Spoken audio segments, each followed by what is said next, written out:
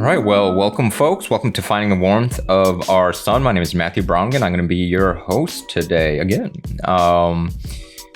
And today we're going to be talking specifically about police, right? And talking a little bit about their history, a little bit about how effective they are and their role in society, as well as walking through a bit of that, defund, abolition, and the difference between reform. And these are important things. These are hard things to get comfortable with, particularly in how ingrained we are of this mythology of police, of, these good guys and mostly good institution protecting us and being that thin blue line between order and chaos, right? That's the myth of police. And I'm here to tell you that myth is not true. And in fact, police have often been part of the chaos that they claim they are opposed to, particularly racial chaos. I'm going to be reference episode 2 a bit, where I talk through a brief history of racial violence within the United States. And in that, in every single instance, you had either police officers taking part in race riots of white mobs going in and killing and lynching black people, or sitting on the sidelines. And this happened all across the nation. Or you can talk about sundown towns, right? And police taking part in sundown towns that all across Madison is surrounded by sundown towns, right? Of where if you're black, you do not want to be found there. You'd be arrested or killed. You could be disappeared. Or you can look at Chicago PD and their history of torture sites. There's a long list of real grievances, real criticism of police taking part in very, very real violence. And even police in themselves are violent, innately violent. They use the threat of violence to enforce order, or an unjust order, right? So police in even their history and how they originated in this country were to be that of enforcing unjust laws, of enforcing a racial and class order in the society. Some of the earliest professionalizations of police we see are as slave catchers.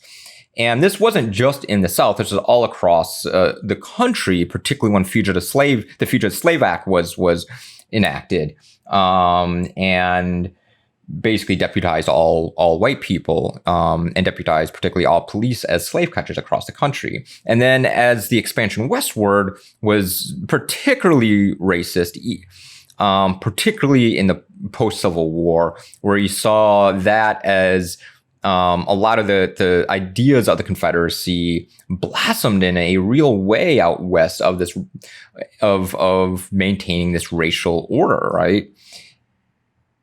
And you saw that in law enforcement, particularly again out west. So these things it's not just the South or the former Confederate states. And actually there are slave states that took in the North. I think it was Maryland. I'm blanking out right now. In the part of the Civil War, right? So as these things developed, right, police grew more and more to enforce the color line within the United States, be it taking part in racial violence or enforcing Jim Crow laws or vagrancy laws, which were created to, again, help maintain a racial order, disproportionately targeting black people. There's legacies of that, such as our drug war and drug laws, and we still see some stuff within vagrancy laws that target poor people, and those that are experiencing homelessness and home loss right now, and how they're targeted and enforced. And they are predominantly black and other people of color, as well as our veterans, right? But we know that, again, the drug war was started with very real racist intent, not just in outcome, but very real racist intent to target black Americans, and not, as well as other leftist organizations, and break them up. And it was expanded and blew up, all right? So these are racist laws. We also know through the history of the labor movement that police were often on the side of management and breaking strikes. Not on the side of labor, not on the side of creating better working conditions, making it so that you, as part of labor, because most of us are part of labor, could better support your family, could have a better life, right? And not be quasi-indentured servants, right? and not working to death, right? And these are things we're still fighting for, but more often than not, they were on the side of management and breaking these strikes and beating back these things, right? Their primary role in society has been, again, to enforce unjust laws and an unjust order, and to support the wealthy aristocrats and their wants, right? And they still do that when it comes to evictions, and in a lot of real ways, right? And that's their role in society. That's their main role in society, and how they behave, particularly towards wealthy people, is real. And we still see that when we see people, particularly Black people, that are in neighborhoods that they so-called don't belong in, even if they live there, and how police are called there to enforce the color line. And it's tragic, right? But again, we're thought to see them in a very specific way. Some of this is actually Hoover's fault with the FBI, where in movies early on, it was gangsters were glorified in a real way.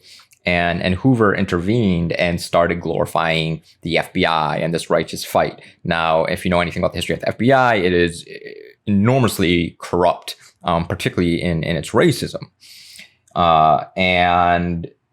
And so that's where we start to see the rise of this glorification of police, right? Of these just folks enforcing this law and order and blah, blah, blah, blah, blah. But we have to break past that. We have to break past this myth. And as we think about this, we have to think about, again, continuing police role in society. Most of what they respond to aren't actually even crimes. It's interpersonal conflict. It's somebody lonely. It's a mental health issue, right? Where somebody might be, having a mental health crisis or emotional health crisis in a different way, right? Facing stress, and they send in somebody armed that isn't a professional in dealing with this, and too often somebody ends up killed, and too often it's not the police officer. Not too often. Sorry, I don't want to insinuate anybody's died, but when I say too often somebody's killed, I meant that it's not the police officer in most of those instances. Very much, no matter who you are, I don't want to see you die. All right. So most of what they do isn't actually even engaging or solving crime. So this law, when you watch Law and Order, that's not what most of their time actually is spent on. Most violent and property crimes aren't even reported to police. So most reported crimes aren't even solved. Some of the most recent data on this from the Bureau of Justice Statistics, BJS, from 2015, where they say, and they've done studies on this, majority of violent crime and property crime goes unreported. Police also don't solve the social conditions that are asked to respond to, such as poverty, lack of affordable housing, food, education, right? Things that impact our ability to engage and healthily engage in society. They are a response unit. They don't solve these problems. We can't lock away these problems as much as some folks might want to. That just doesn't work. That's what we've been doing. And yet here we are. We're still where we are. And police budgets haven't been cut. Police haven't been defunded. Violent crime over the last 30 years has been on a steady decline, right?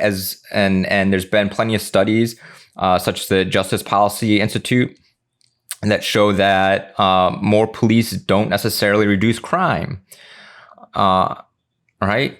These COPS grants they talk about don't necessarily reduce crime, and their impact is questionable. Places with fewer police actually seem to be safer at times than cities with more police. How we have to think of this, and particularly in the context of race, is that often crime is used to justify more police. When you add more police, you see more crime, and then it becomes a vicious cycle. So instead of, again, solving poverty, and this was in episode 2, particularly violent crime, it seems unemployment is the biggest driver of violent crime than anything. And so there's statistics out there that show Black people commit most of the violent crimes, but they're also, suffering the most unemployment in this country and concentrated unemployment. And when you adjust for unemployment rates, Black and white people commit similarly same rate of violent crime, right? Again, going back to episode 2, if you want to learn a lot more about violence and looting and how all this plays particularly into policing. So it creates this feedback loop of this, and within our mentality and of ever increasing budgets. And again, violent crime's been declining, crime's been declining, yet this narrative of this brink of chaos in society is constantly there. Most people actually believe crime is steadily rising, not declining, right?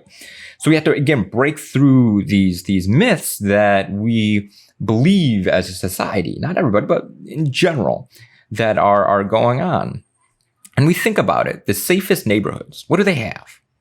Think about the safest neighborhoods. Do they have more police? Do they have police on every corner, patrolling all the time? Or do they have secure housing, access to food, transportation, other resources, green space, healthcare, right? Access to these things that we need. Access to their humanity, all right? But again, are police even effective in what they do? All right. Some our latest FBI data from 2018 shows again, think about this, in most crimes, violent and property crimes go unreported. So we know this. So they're not even responding to most crimes. So this is those that are reported. Violent crime clearance rates of reported violent crime is 45.5%. To put it another way, 50%, about 55% of violent crime goes unsolved.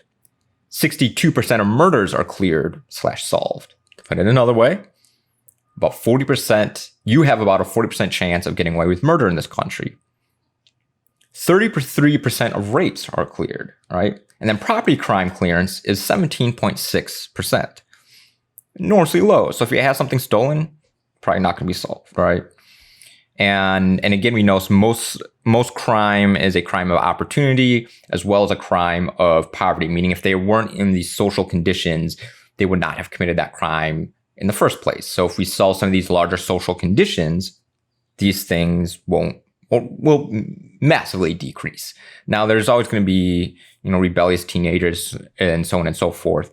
But let's try, and again, this comes down to addressing larger issues, and then, what's left behind, we can start addressing those things on an individual basis. Let's keep that in mind here.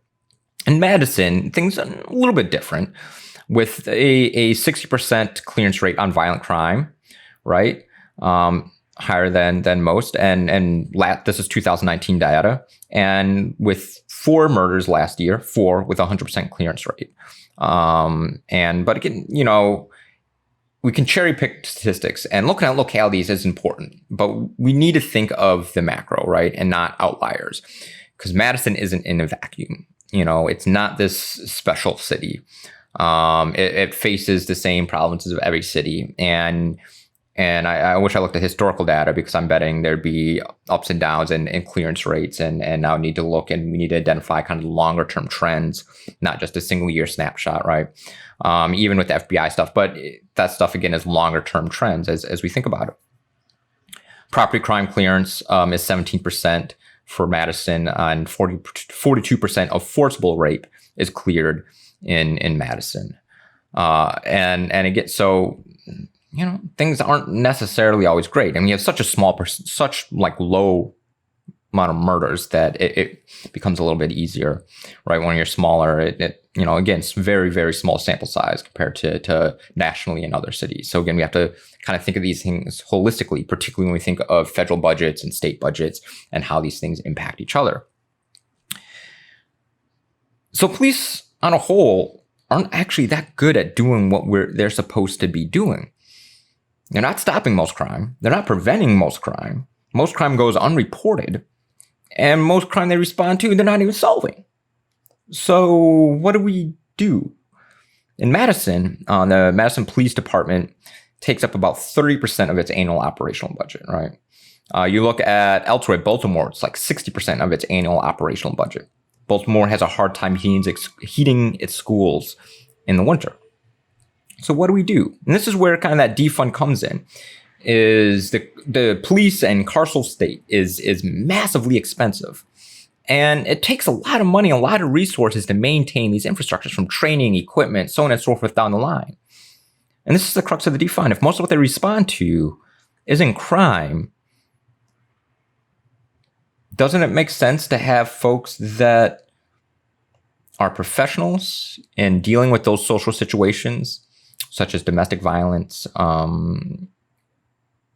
arguments in general, mental health, emotional health crises,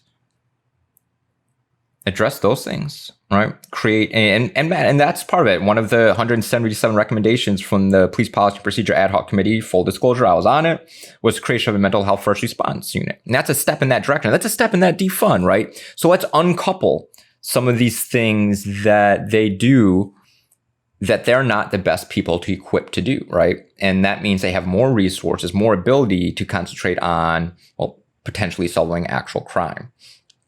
That is some of really kind of core aspects of defund, removing these extra things that we ask them to do that they're not actually good at doing and could potentially be harmful and lead to some of these deaths, such as Tony Robinson. The call was a known mental health crisis. Known. His friends thought in calling 911, they're going to get him help. It's, alcohol and drug-induced crisis, but a crisis nonetheless. Drugs shouldn't be a death sentence. A crisis shouldn't be a death sentence. Not obeying an officer shouldn't be a death sentence. All right, petty theft shouldn't be a death sentence. So no crime should be a death sentence by police. And so they responded.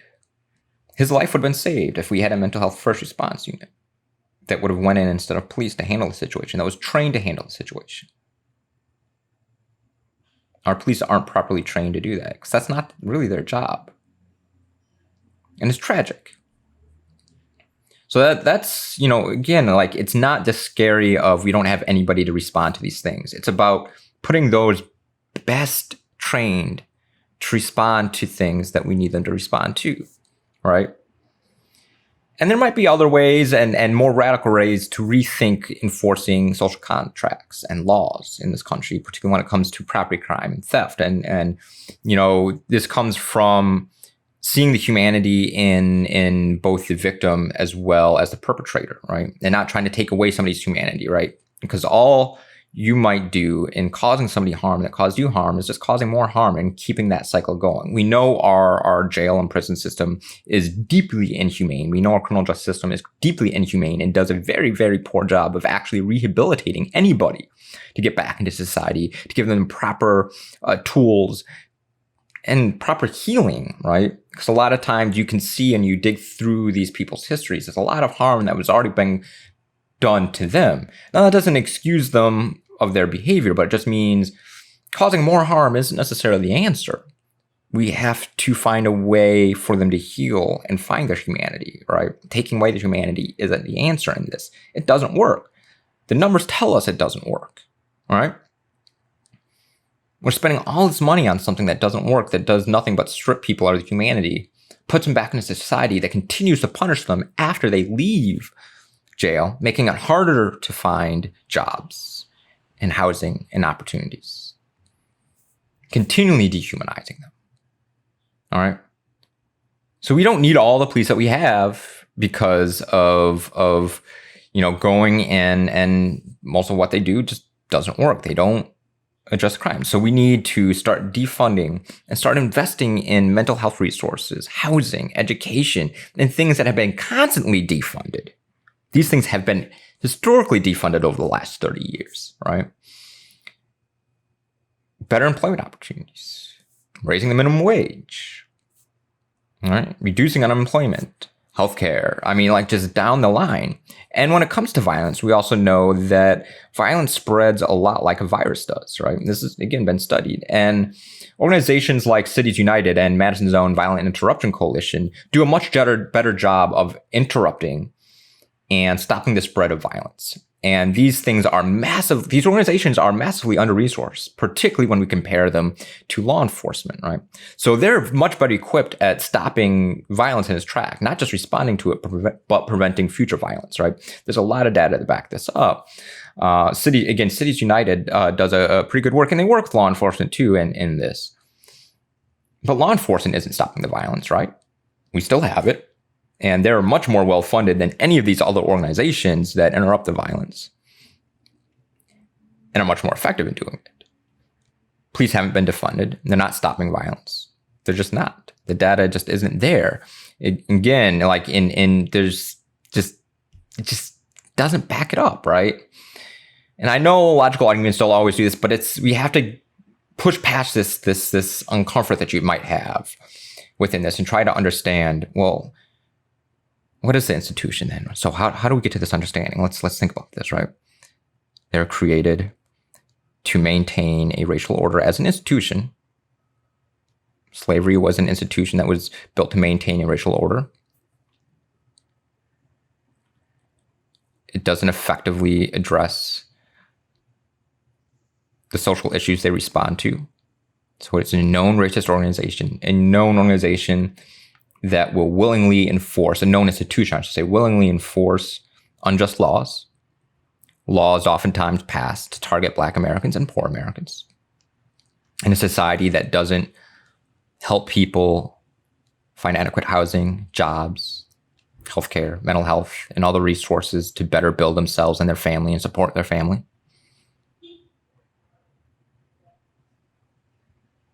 So if those are things that we know, why do we continue to massively invest in this institution? Why do we continue to believe that there's something that they're not? When there are better ways to address violent crime, when they're not effectively even addressing violent crime themselves.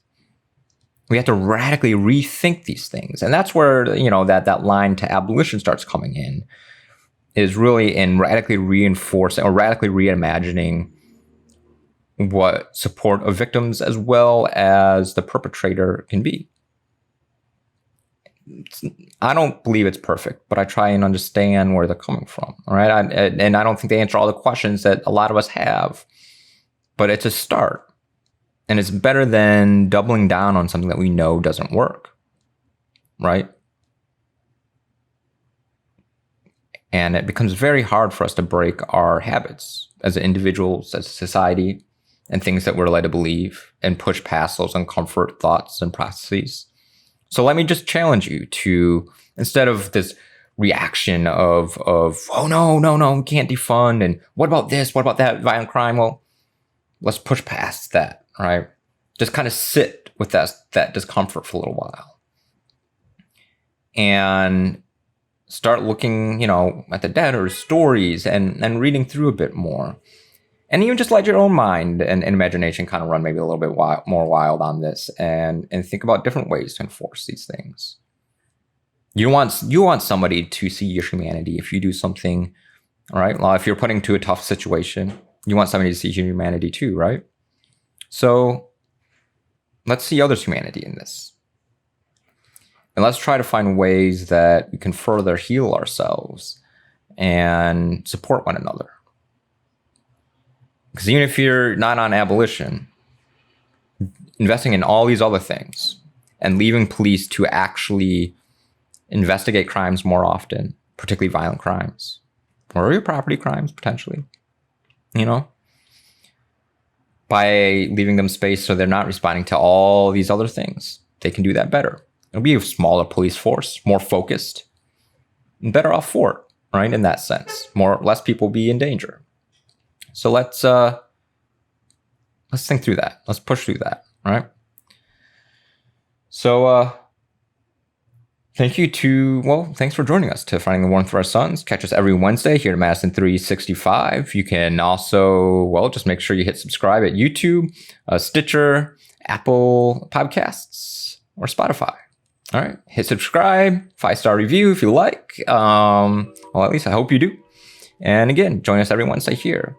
Thanks for being here with us. And again, sit with that discomfort for a little bit. I'm your host, Matthew Brung, and I hope you have a lovely day.